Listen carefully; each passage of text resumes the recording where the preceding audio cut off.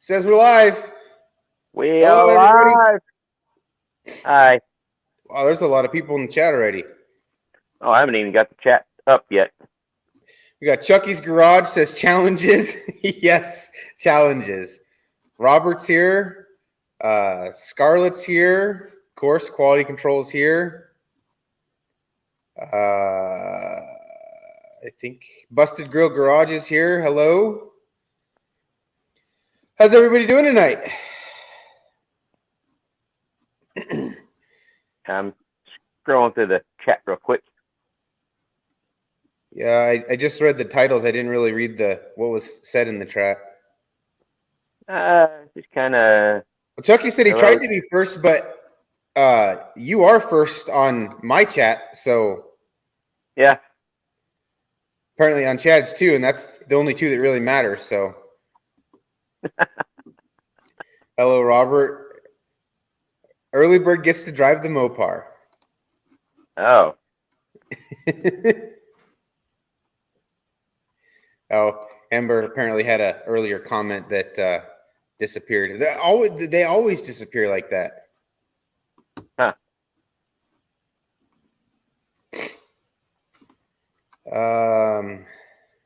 Been a long day for Jacob. Yeah. Our whole day has been a challenge.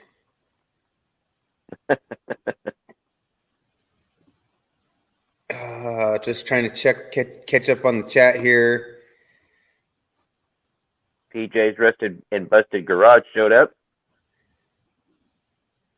Hello, hello. I wonder if Jacob with Busted Grill Garage is working on what I think he's working on. I didn't see where he said it's been a long day. Just above the PJ's Rusted that you've got. Oh, there it is. highlighted. I see it. Yeah. Why has it been a long day, Jacob? If he's working on his new project, the newest project I've seen that he picked up a few days ago or sometime this week or this weekend.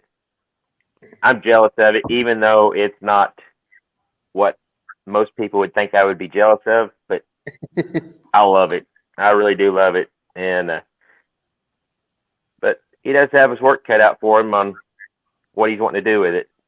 Yeah. Turbo Tom's here. Oh, he's talking about work. Yeah, that's a rough day. Work stuff, yeah. Steve's here. Chucky says he had a long weekend.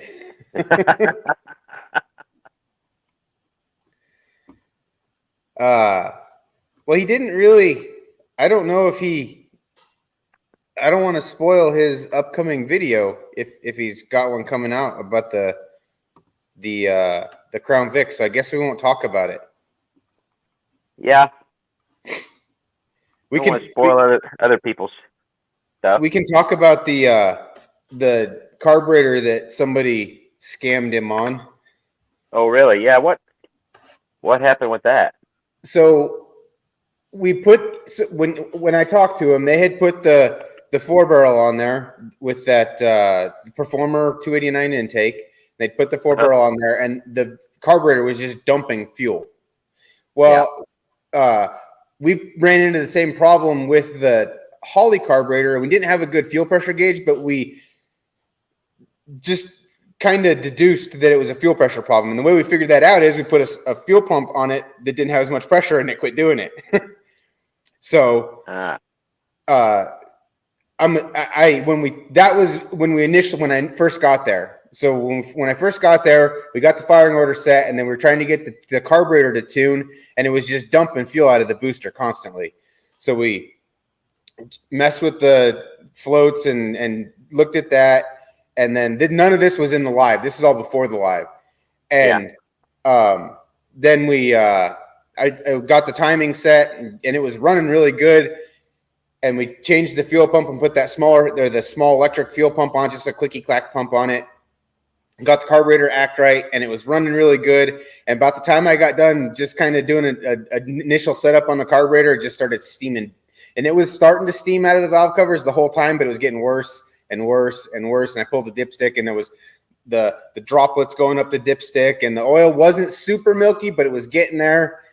And then the valve cover, we could see out of the, doesn't really have a PCV valve, but it's got a vent in the valve cover, and it was getting milky around it. And so at that point, we decided we had a bigger problem, and we quit. Well, then when we decided to go ahead and do the heads, I figured you already paid for this intake and the carburetor. We'll just put it on there and get the 4-barrel working right.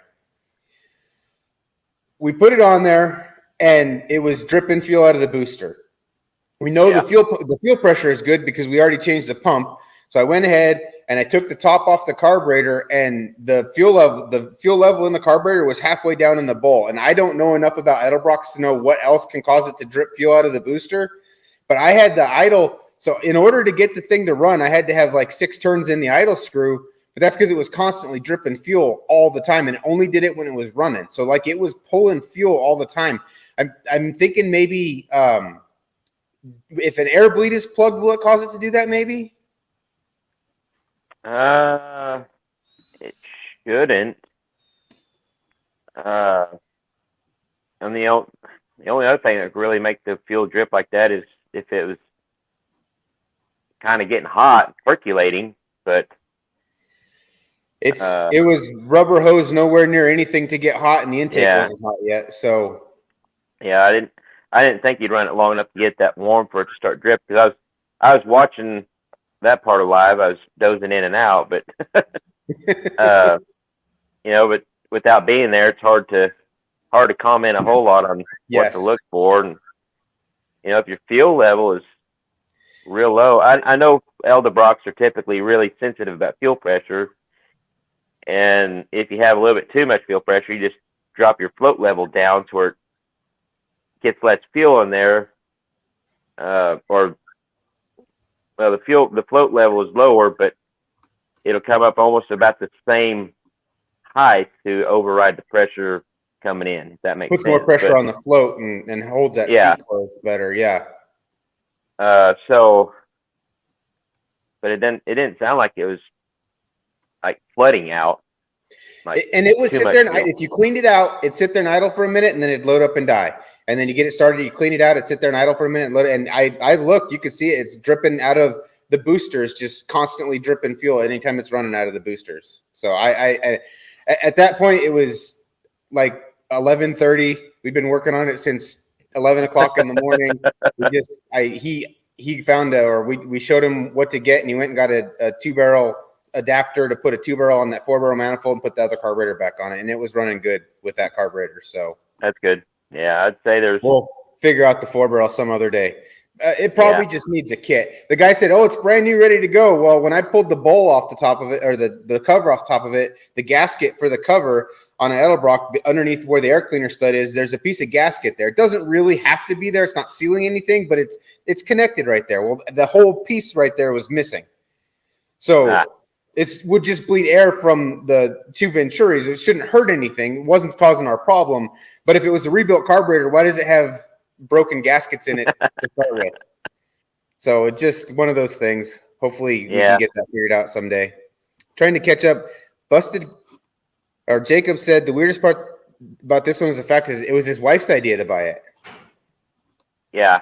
That's always a good thing. Yeah, his new project, it was his wife's it's a project for his wife, and she's wanting stuff done with it. So that's some good stuff for him. Yeah.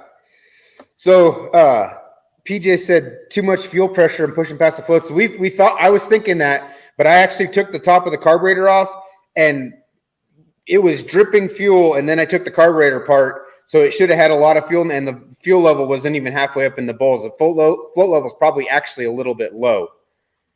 So I don't think that's what the problem. I'm not sure. I really don't. I don't know enough about Edelbrock carburetors to really know for sure. I think it probably needs a kit, and probably cleaned out would be really good for it. Yeah.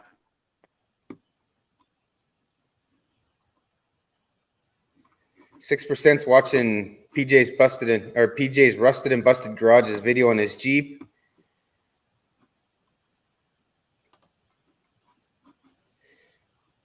I'm with him. That's where I was expecting to take the top of the carburetor off and see the fuel all the way to the very top of it, but and maybe it still is that problem and it was just down on fuel for some reason, but yeah. We didn't have any new needle and seats anyway, so I checked the flow level. It was good and it wasn't full of fuel. At that point, we just decided to go ahead and have him stick the other carburetor back on it. Oh yeah. So the guy that rebuilt that carburetor, we put it on there, and the guy said, "Oh yeah, I've got 35 years of experience. If you have any trouble, just call me." So he messaged him or whatever. Hey, I can't seem to get the adjustment screws to do anything. Guy says, "Doesn't sound like you know what you're doing," and blocked him on Facebook. Yeah. That's handy. Yeah, and the frustrating part about it for me is, I mean, if like Chucky, he doesn't really, I mean, he has an idea what he's doing, but he doesn't really know what he's doing. He could have fought with that carburetor and thought that it was his fault that he's having, and did think it was something that he was doing wrong, couldn't get it to run with it, when the whole time I'm confident the carburetor is just a turd. Yeah.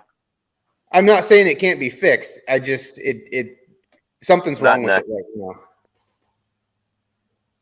Chucky wants to meet him in a phone booth. Phone booth? Why a phone booth? Yeah. Is that a saying I don't know about? I don't know.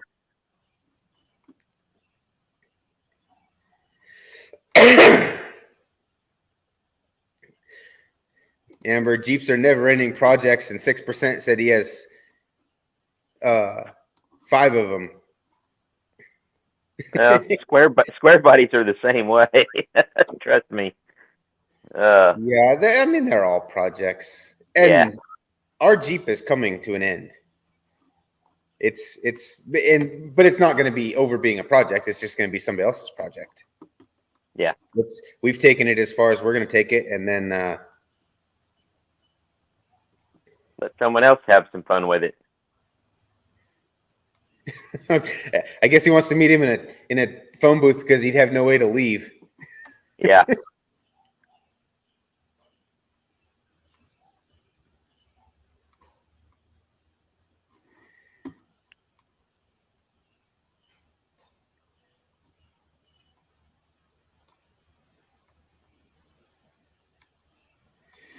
Oh, I was going to highlight this one.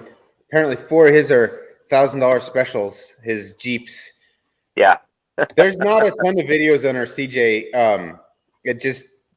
They didn't do great on YouTube, and we didn't really enjoy making them, so we just kind of suffered through it, made a few small videos on it, but as far as the whole build, there's not going to be one on that project. I need to read this. There's a stop on the floats that needs to be adjusted. You can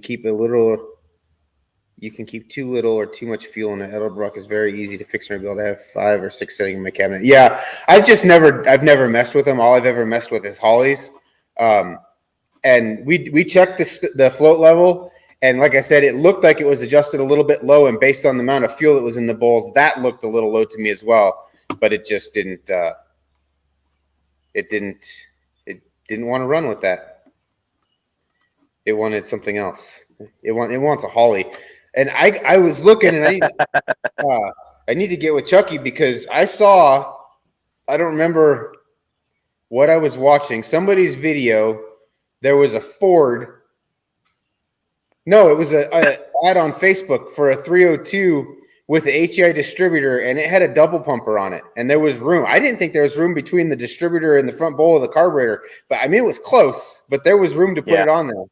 That was, I mean, he could do what he wants, but for me, I'd rather have a double pumper on it just because I understand them better. I know how they work better. Yeah, and for off-roading like he's going to be doing with that car in Elderbrock, my experience with off-roading at Elderbrock's, They're not, the float level on those things are so too sensitive to be much good off-roading.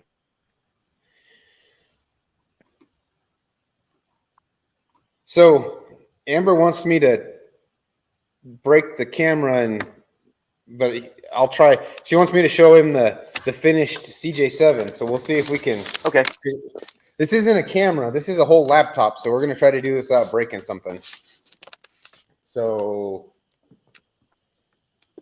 the lighting's not very good over here. I don't know how to work this camera. There's the front of it.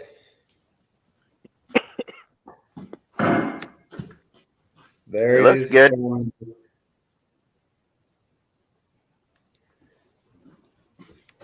I really like how the dash turned out. Oh, wow. We got, it's all basically factory except where somebody cut out for a CD player. I can't make this camera do what I want it to do. We'll go back over here and sit down. It turned out really good. I'm really happy with how it came together in the end.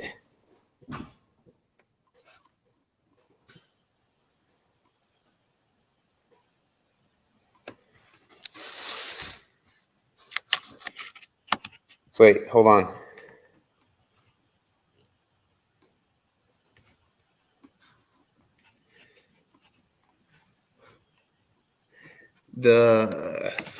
My Wrangler hasn't done well for my channel.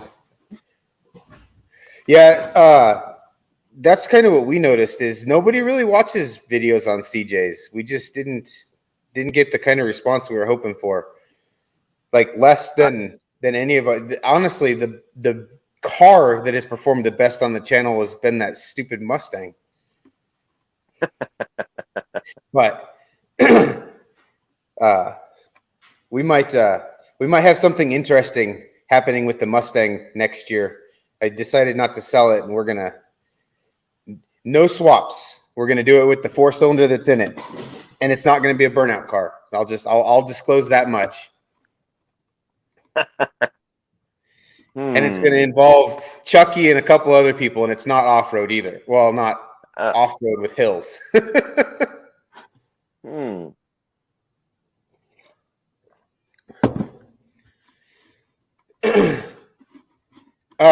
Before you buy one, I have a good 650 here, 650 double pumper that we can try on there and make sure it's going to work. In fact, I'll put a kit in it. We'll get it on there, get it running, and you can try it and see if it works for you. And if it does, you can just get another one just like it. There's no sense in buying another carburetor till we know that it's going to work right.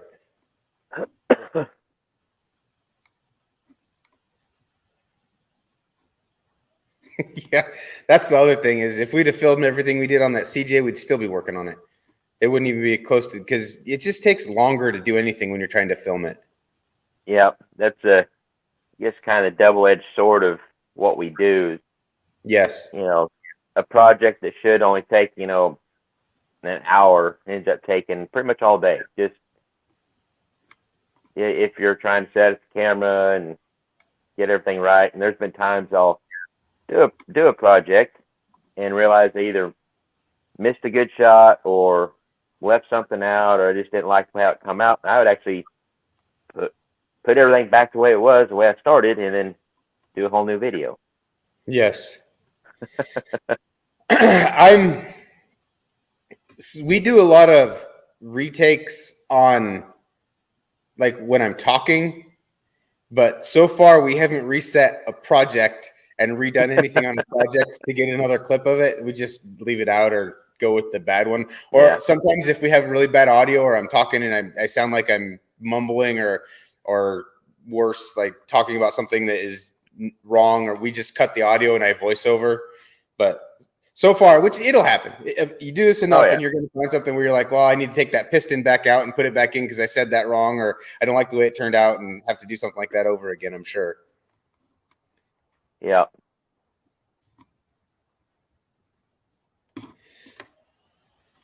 I'm trying to figure out.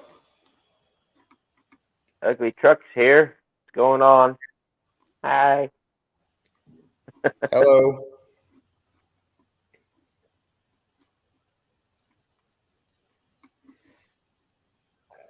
I'm I don't know what are we lowering? Did you see Lowering. that? Yeah, he said I think it'll be cool to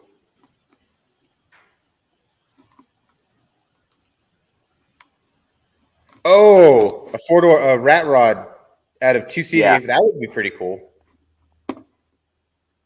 yeah. I've seen a few, and they look pretty cool. Yeah. Um he says look up farther. I found it. It took me a little while, but I got there eventually. So when they originally did the concept of the Plymouth Prowler, remember the Plymouth Prowler? Yeah, Am I remember? Didn't they build that out of some type of Jeep? The first one, like the concept, the obviously I not the don't finished know. product, but I want to say the very first one was some type of Jeep rat rod, but it wasn't a four door like two of that. That'll be really unique. Two CJ5s welded together. Yeah. So what have you been up to this week? Oh, Editing not a videos, I whole see. lot. Yeah, I finally got some videos out and just catching up on that. And I got a new toy this weekend that has I've been using a lot. The new pressure washer. So Oh, I've nice. got I got clean, or most of my vehicles are clean now. So Do you drag it out there to the Field of Dreams? no, it hasn't made it to anything out there yet. But uh, yeah, Squeaky got a bath because he had a bunch of pollen and stuff on him. I left him outside a couple of days when it wasn't going to rain because my shop was a mess last week. But sprayed him off, sprayed Cream Puff off, and because Buff's garage had Cream Puff looking so slick, I almost hated even driving to work because one day back and forth to work down my gravel road, and it looks like you haven't washed it in a year. Yeah. Uh, so I've been just keeping them sprayed off, and then the Mrs. Square Body's vehicles, her Tahoe and her Ram, I give them an actual soap and water bath. Yeah, our the Duramax, Maxine, she hasn't had a proper bath with the new pressure washer yet, but I'll get to her probably sometime this week. It needs a real good hose down from. It's been a while since she's. That's the beauty I, of white, though. I know, and you don't realize how dirty they are Yes. until you actually. I mean, you can hose them off, just pressure wash them off without any soap or anything, and they look good. But then we put the soap and water on there, it's like, oh wow, Yeah. there's a big film of yuck on it, and I didn't remember just how white this was. yeah, uh, the Ram, I'd hosed it. Actually, I took the car wash this weekend, and not a real thorough spray off job. I used some soap, bug off kind of stuff on the front end, and hosed it down. It looked really good. We took it to Ozark, Missouri to go see her boy, and went to Lambert's while we were there. So Lambert's Cafe and stuffed ourselves, but it looked really good. And then yesterday I actually washed it with soap and water in the pressure washer. It's like it looks like a completely different truck now because I It's kind actually of a light scrubbed. silver, right? No, it's a pearl white. Oh, is it? I Yeah, was thinking it's silver. no, it's a pearl white. But yeah, we like our white vehicles or light colored vehicles. We got three white ones: the Ram and the Tahoe and Maxine, the Duramax. They're all white, so they're easy to keep looking halfway clean, even if they're not. And then Cream Puff, other than the wheels and tires, his color, that Santa Fe tan is what it's called, but it's real easy to keep clean because you don't really see the dust on him. Yeah. But that's about all I've been doing this week, kind of cleaning up shop and catching up on editing videos. But I've got plenty of other stuff in store. Jacob was talking about his project that for his wife, and my wife has come up with another project for me that involves a square body, or at least a piece of a square body, and yard art. So I'm kind of excited about that. And it's going to involve, for the first time ever on my channel, actually painting something other than an engine. Yeah. So she was talking about wanting some sort of garden planter, or not garden planter, but flower planter, just kind of across from the shop where we've got like half a bird bath sitting there in the septic tank clean out, which is just the top of a 55-gallon metal drum. It's a kind of an eyesore, but I've got the bird bath there to keep anybody from driving up over that. So she was wanting something to just kind of cover that up and plant flowers. And I said, well, I want to have something that's movable. Now, if we need to get to the clean out on the septic tank, we don't have to tear anything apart. Just something I could pick up with the tractor and move. And then she's like, well, what about one of the pickup beds, one of the truck beds? I'm like, I could dig that. Yeah, let's do something like that. So we picked up some paint. We kind of picked out some colors and don't let got an idea. Squeaky putting paint on another square body. Huh? I said, don't let Squeaky see you putting paint on another square body. He don't care. He likes the way he looks. Oh, okay. But now it's funny you mentioned that because Squeaky is going to get some bling bling that may or may not. Well, it doesn't really go with the truck in some ways, but in other ways, it's like I think it'll really set the truck off. I'm gonna go. I'll spill the beans on this. I'm kind of excited about this little project. Of course, one of the vendors or people I talked to at the truck show has these billet aluminum headlight rings. Oh, wow. And from Benco, I'll go ahead and plug them in on this. I think they're out of Minnesota, but really cool guy. And, but all his products are high-end billet pieces, like door handles, door lock knobs. They have billet grills, all sorts of stuff. But it's for high-end stuff. Trucks you're spending a lot of money on and want the high-end look and stuff, not this. I talked to him. He's like, oh, I understand that your trucks probably not necessarily don't deserve this product or not at the level of his product. But he was wanting to work with me about making a video how to install, like these headlight rings. Because on a factory glass sealed beam headlight, they got the little nubs on them. You actually have to take a flapper disc and grind those off for these to fit over them because they actually kind of stick out. Stick out a little bit away from the glass. Oh, okay. And they look. I've seen some pictures on their website, and they look pretty cool. And I thought, and I told him, I said, I'm not looking for handouts. He said, no. He said, we'll work out a deal on it. And I said, if you just want to send me a product, and I make an installation video of it, and then take it back off, box it up, send it back to you. We can work something out like that, and not a big deal. But so he said, well, let's just try these headlight rings, and the more I got to thinking about it, it's like I think they'd look really cool on Squeaky. It'd be something, and I think it'd be actually good advertising for their company. As far as like they'll stick out like a sore thumb, I think, on this truck because, well, just the way the rest of the truck looks. But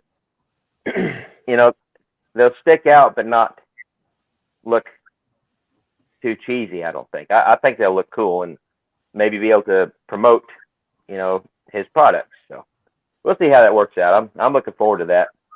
So you don't drive Squeaky much at night, do you? No, not really. Because those LED headlights I put in that Jeep they're bad. They're really bad. They're good. They're really, really bright. And they're not expensive. They're off of eBay. It's like $45 for the pair of them. They fit really good. You know, a lot of times you have to really modify the buckets that they go in to get those LED headlights in. Yeah. On that CJ7, I had to just grind a little bit on the edge of some cooling tabs on the back of the headlights. Other than that, they went straight in, they plugged in, and they work really, really good.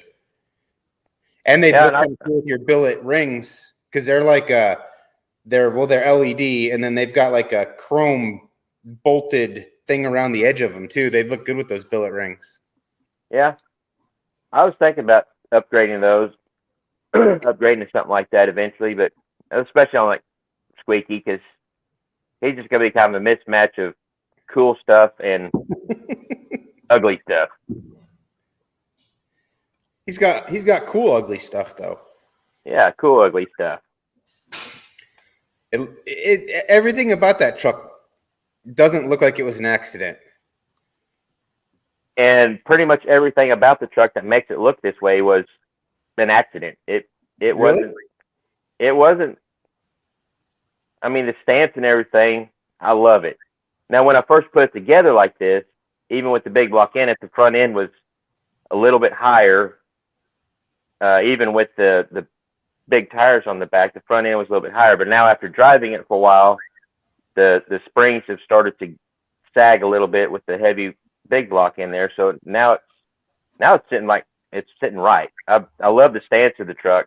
Yeah. So that was just an accident. I didn't plan anything. I just got the rear suspension in there the way it would work, and then I'd figure, well, I'll just see how the front end looks once I get to that point, and it just works. And you know, everything about the truck is just more function, and the form just kind of followed it, except for the hood scoop. Now the hood scoop, that was, you know, I knew that would help.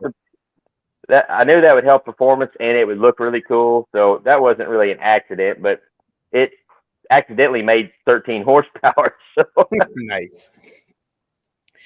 So I didn't realize you could get ads during a live. I didn't know that either. Huh. Mrs. Square Body said she had an ad too. Was that before? Because I always get an ad when I start the live, like when I watch other lives, but I never get ads during a live. I wonder how we got an ad during the middle of the live. That's kind of rude. I don't know. Maybe something new with YouTube.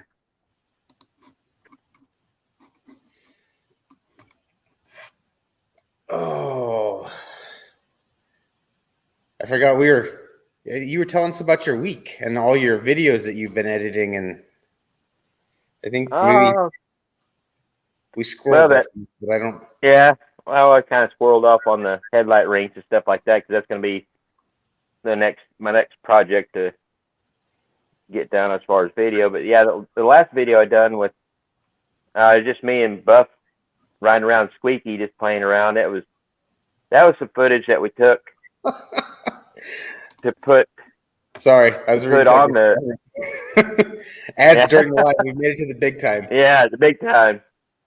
But that little video was just some footage we took after we got back from the truck show, and we were all, once we got out of the vehicles after a long drive, a long weekend, we were just kind of somber, and you know, I didn't know if Buff needed to get back home, you know, hit the road and get back home, or what he had planned. But as we were pulling down my gravel road, I told Mrs. Square Body that I said, if Buff's got time, first thing I'm doing is unloading Squeaky off the trailer and taking him for a ride in him. And as soon as I said, hey, have you got time to take a ride in Squeaky if we unload him real quick? Next thing I know, he's dropping the ramps on the trailer and unbooming chains, and he has time. He had time, and the smile, his whole demeanor changed. He's like a little kid again, you know, just all smiles. And so we made a little rip with the Squeaky and stuff. It wasn't the best footage, but you know, We just wanted Looked like you guys were having play. fun. Oh yeah, he was having a blast. After we got back, I probably couldn't have pushed him hard enough to get the smile off his face. He would have just been laughing. It was great, and I had to be a little careful because I don't have a rev limiter in this truck now. Yeah.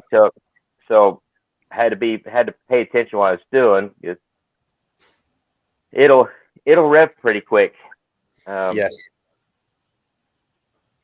But yeah, we had a little fun. But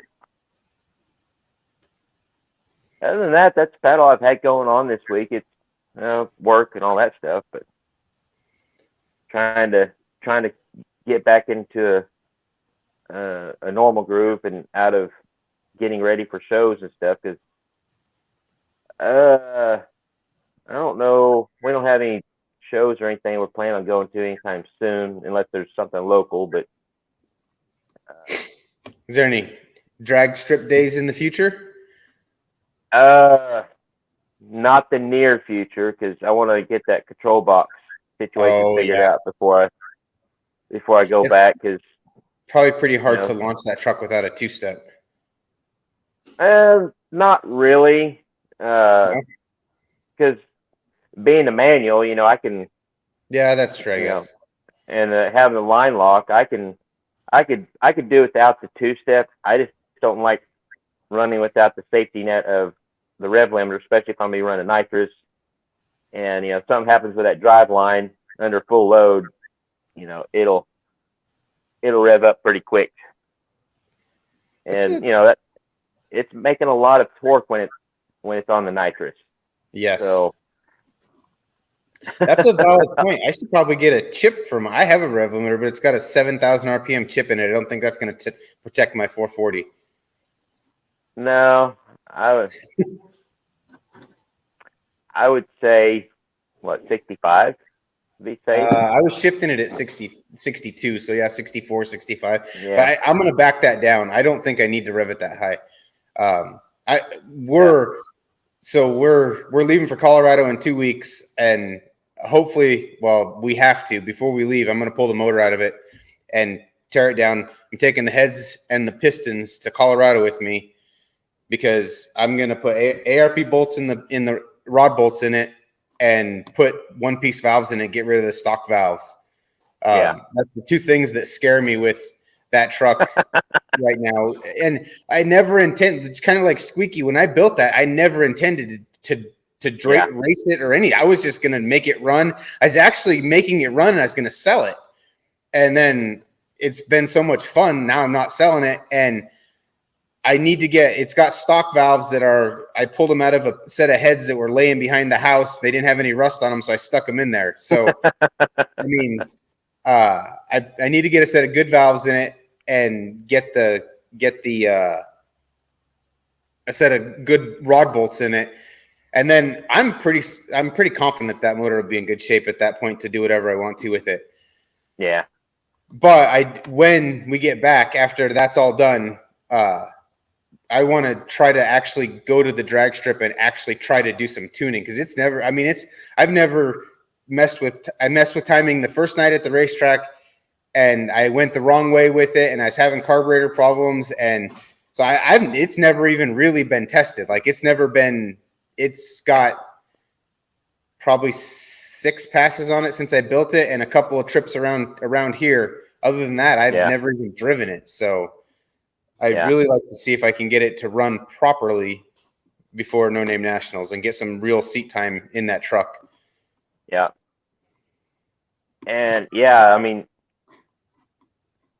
the whole dyno thing, that was mainly just for the experience. But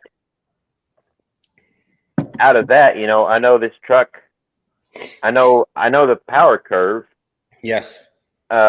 Because with that transmission, I'm going to have to start out in second. That's just going to have to be the way it's going to be.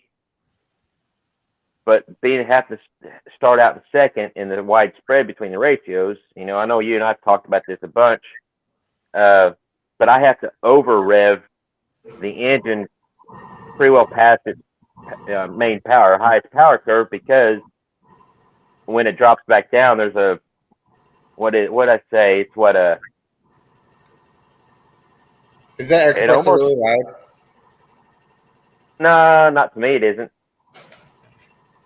It's shut off. I don't know why it turned on. I don't ever turn it off. I just shut the air off outside. Yeah. But anyways, the RPMs drop so much, so I need to actually rev past where it's, it's peak power. Yeah. So whenever I shift, it's still, which the big block will be okay because it's making peak torque at a lower RPM than that small block was. But it was nice on that dyno to actually see when I was revving it to 6,000 RPM, which this big block quit making power around 5,000. Yeah. It's just Is it that cam low? head. Huh? Is it that low? I don't think you ever had the actual RPM numbers for the peaks and everything. No, I didn't. Looking back on that video, it's like I wish I would have got more of that because that's the stuff I want to know. I geek out on, but I just like when we make the video, I was just so excited about the numbers and forgot all about the stuff I geek out on, the power curve. But I do remember, some of the video that it put in, edited out, watching that and everything, and watching the actual curve as it's pulling. I think it peaked out around 5,300 RPM. It wasn't, real low, but it's actually a little higher than what I expected. I expected to peak out around 48 to 5,000 with the cam and heads and everything it's got. But the cool thing is it once we got it tuned and everything was good. Once it peaked, it didn't just fall off. It kind of carried. It started dropping off, but it carried. So like, well, that was good information to have to know that, because if you let it carry too long past the top of the curve, you're gonna lose speed. Yes. So you don't want to carry too far, but that information let me know that I could carry it on out to 6,000 RPM, and I'm still making decent enough power that's not going to kill it. There'll be some driving, to really get it figured out, but having that information and knowing that, my tune is okay, all that stuff, that was, that's really cool to know. It's really nice to have that information, especially now you have it on the nitrous too. You know that on the nitrous you're safe. Because it's hard to read plugs. I guess it'd be the same to read the plugs after a nitrous pull to see what they look like. Yeah. And we didn't pull them or anything. We didn't even put fresh plugs in it to do the nitrous pull. It's just a 150 shot. And I mean, we talked about the nitrous pull, me and those guys, for probably, off and on the whole night, because they knew I had the bottle. They knew it was full. And they really wanted to see that big block make a pull with it. But once it got down to, hey, yeah, we're going to do this, everything else is safe. They looked over the system, but we talked about it for a while. He said 150 shot. This engine is really solid. It runs good. It pulls good. It's solid. He said 150 shot is not going to hurt this thing at all. He said, don't even worry about putting plugs in it or anything like that. We'll make a pull on it and see what happens. And so, yeah, I know that my nitrous tune is safe. Yeah. So it's now it's just a matter of making all that power and torque get to the ground and stick to the track, or not send stuff flying out from underneath the truck. Yeah. I never expected to see that kind of torque out of that. It's crazy. So Unfinished Project is here, and he said, my racehorse's name is Mayo, sometimes mayonnaise. Hey, that's, what that's from. That's it's maybe it happenstance, but remember last week, Mrs. Squarebody said we should do Wayne dad jokes. So there we go. There's your dad joke, Mrs. Squarebody.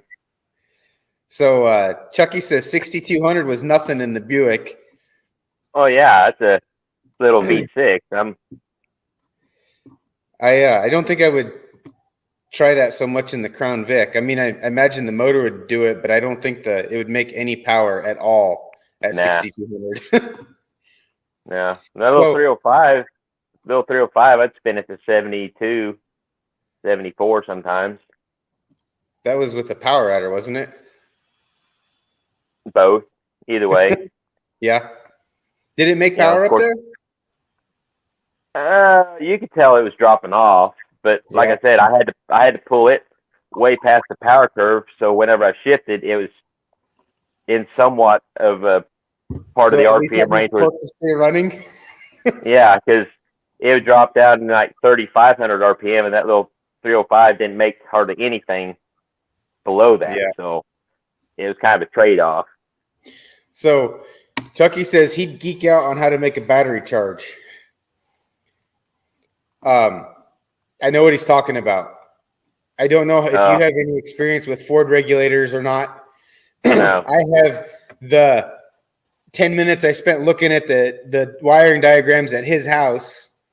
I don't know what's wrong with it. So it had a brand new regulator on it. It had a brand new alternator that he had tested, and it was wired correctly. And the wire coming out of the ignition wire coming out of the car had 12 volts on it. When it wasn't plugged in, you plug it into the regulator, drop down to 3 volts, and it wouldn't put anything on the field wire. I tried. There was another 12-volt wire there. I thought, well, maybe it has a weak voltage source. I tried a different 12-volt wire. It did the same thing. I tried both of those twisted together. Did the same thing.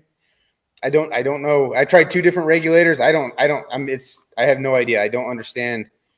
I'm with PJ's on the one wire Chevy alternator. Yeah. I don't have any experience with the Ford stuff as far as diagnosing. I'm honestly not that great on the GM stuff as far as diagnosing alternator issues. If it charges, I use it. If it don't, I get another one. Yeah. Yeah, so here. He might be able to answer your alternator question, Chucky. He has. Oh yeah, he answered it. Put a Chevy on it. Yeah.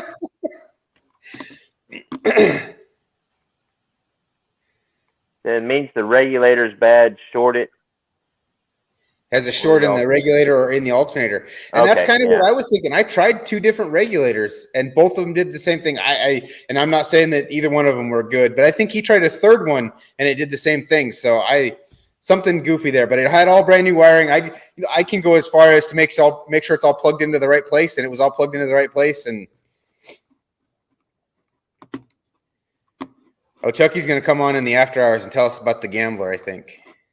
Oh, yeah, I'm looking forward to hearing about that. I want to do a Gambler sometime. I would love to do a Gambler. I think it would be a lot of fun.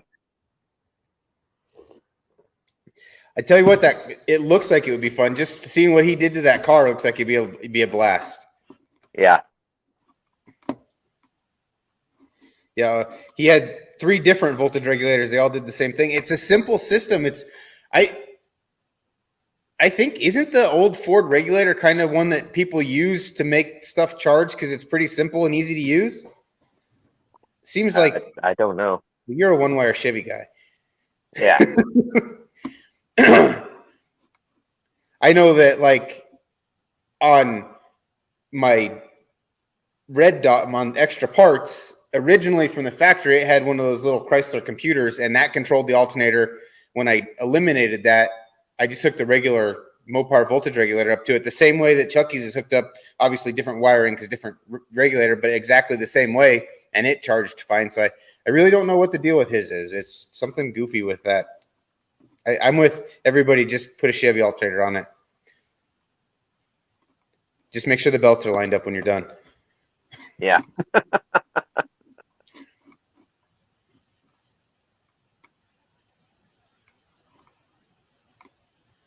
Yeah, he says with a Ford, change the regulator and the alternator at the same time. Yeah, he did that initially. It had a brand new alternator and regulator on it when I got there that day. So it was all brand new stuff. So Ford wiring is like sitting on the moon.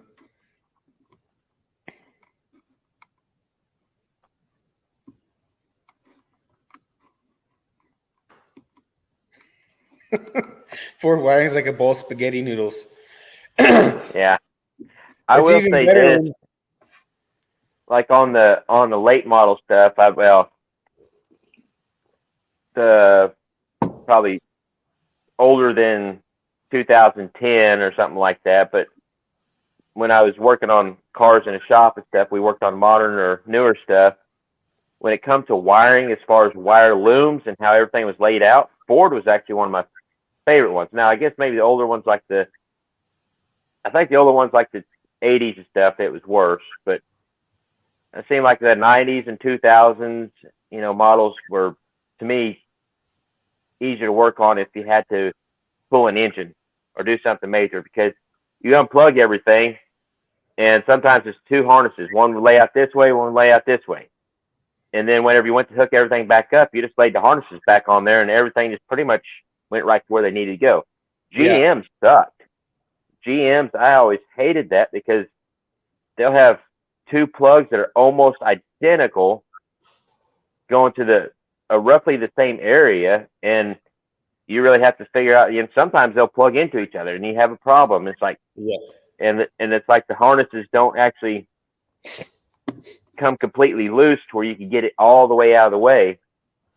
It's like you always got something hanging up or one wire that you don't really need to unhook, but it's usually got a nut or something on it. It's like GMs, I never liked the way they set up their wiring harnesses, especially on my Duramax running an alternator wire where it could get down in between the charge pipe and the bracket, short out everything.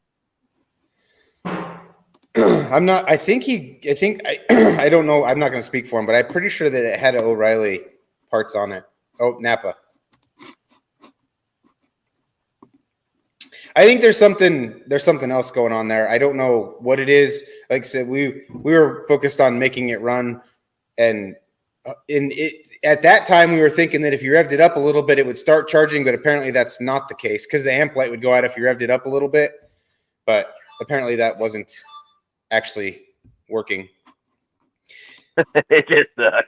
It just sucks. I agree. It was just like I told him, I wish he would have called me a week earlier, because if we had had another week, it would have been it wouldn't have been 2:00 in the morning when we finished putting the head Yeah. gaskets. But, and then I don't know if you were on there at the end of that live. After we put it all back together, went to start it. First thing it did is shoot a fireball out of the carburetor. So before I even messed with anything else, I took it back apart, checked it, and the timing was right. Put it back together, it fired right up. And then one other time since then, he said it shot a fireball out of the carburetor. First Responder Garage commented on the video and said that those are notorious for a nylon gear on the timing set going bad and causing a lot of timing chain slop. I wonder if that could be enough to cause it to get far enough out of time to do that. Timing chains, that'd have to be a lot of timing chains, but I don't know. I was really surprised because I checked the fire motor 3 times to make sure I went the right way because I was tired. First thing it did is try to catch my eyebrows on fire. I do remember saying something about let's fire it up, and I don't know if I commented it or at least I thought it. Probably not the best use of words there, Travis. Don't use the word fire when you're getting ready to do this.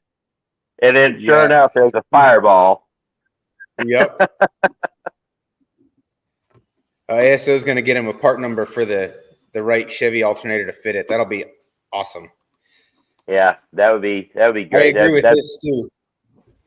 Yeah. Yeah. I think that's the simple solution. Sorry, I keep cutting you off. No, I was going to say it with the little. Once you get these few things lined out, that's going to be a pretty fun car. I think so. The motor sounds really good. It sounds strong. It just needs it needs all the stuff that a car that's been sitting for 20 years needs. Yeah. And it might not be a bad idea for him to go ahead and put a timing set in just to know for sure that it's good. And he's talking about when to put a cam in, it'd be a perfect time to do it. Yeah.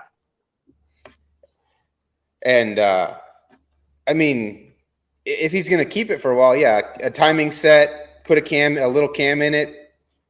And then he's got those GT40 heads he can at the same time go get those checked out and make sure they're in good shape, and get the springs that match the cam put on those heads, and just do it all at once, and then he'll know exactly what he's got. It's going to be good. It just needs some bugs worked out of it. And I'm going to take Chucky a roll of black wire next time I go down there, because all he had is red.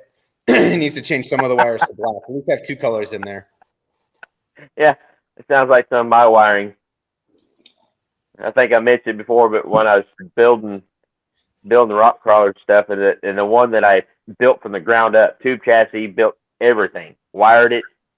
It had 4 winches on it, 2 big winches, one up front, one in rear. Like 9 or 10,000 pound winches. Then it had 2 small ATV winches up underneath it that actually were hooked onto the cable. Was hooked through a pulley to the axle, so you can activate those to pull the axle closer to the body, so you change your center of gravity. If you're going uphill, you can suck the front end down. If you're going downhill, you can suck the back end down. They're called suck down winches. But anyway, so all those were wired into, had a main switch to turn them on, and then an individual, I guess it'd be a 3-way switch, momentary switches to run the in and out and all that stuff for each winch. Yeah. Well, and of course, I had to wire headlights, wire everything. And I got to look, and I had an issue with something. I'm looking like, I used all black and red wires on everything. Yeah. So you knew which one was hot, which one was ground. Yeah, but it was a mess trying to diagnose anything, and so I had to rewire everything and make a schematic, and use different colored wires. And the guys at O'Reilly's gave me a rough time, because when I went in there to get different colors, rolls of different color wire, they're like, "We wondered what you were wiring. That was a lot of black and red wires." Hey, Ryan showed up. Shopcat's here. It looks like he says somebody has a square body in his yard, and it's him. Hey. Oh yeah, he's got the Albert. Utility one or something. Yeah. Awesome. Ryan's here. I just want to. ASO said that he doesn't think it's the timing, and it may not be. I agree with him that the carb has got major problems. It's dumping way too much fuel in that engine. So that needs to be addressed. The carb needs to be addressed first. And the only reason I say anything about timing is just like I said, first responder was talking about it, and even if it doesn't have miles sitting for a long time, if it's a nylon gear, it could have dried out and cracked. Who knows? But I agree that motor sounds really good. It sounds strong. And I saw the boards look good. We have we're down to a minute and a half before the after hours show. Amber put the link in here a while ago. It's up there. So everybody joining in just at the very end of this, Ryan. Everybody go check out the after hours live.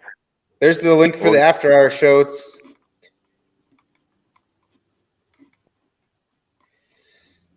It goes well, Ryan.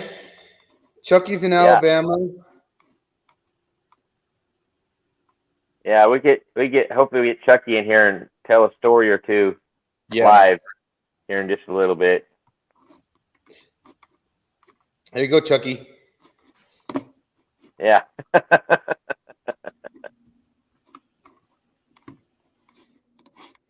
ASO's in Bama too. Me too. I'm in Alabama. Yeah, I'm not. I'm in misery. Oh. Well, we always forget to do this before it's too late, but thanks everybody for coming to the regular Tailgate Talk. And the after hours show is going to be about 8:05 next week. We'll be on this guy's channel right there. 7 o'clock for the tailgate talk and 8 o'clock or 8:05 for the after hour show. Yep. We are at an hour, so we're going to end it, and we'll meet all of you over there, and we can continue this, and we let a couple people in there and see if Chucky can come on there and make us all laugh. And Ryan, too. Yeah, I'll grab a drink and be ready for the show. All right, we'll see you guys in just a minute. See y'all next week or here in just a few minutes. Bye. Bye.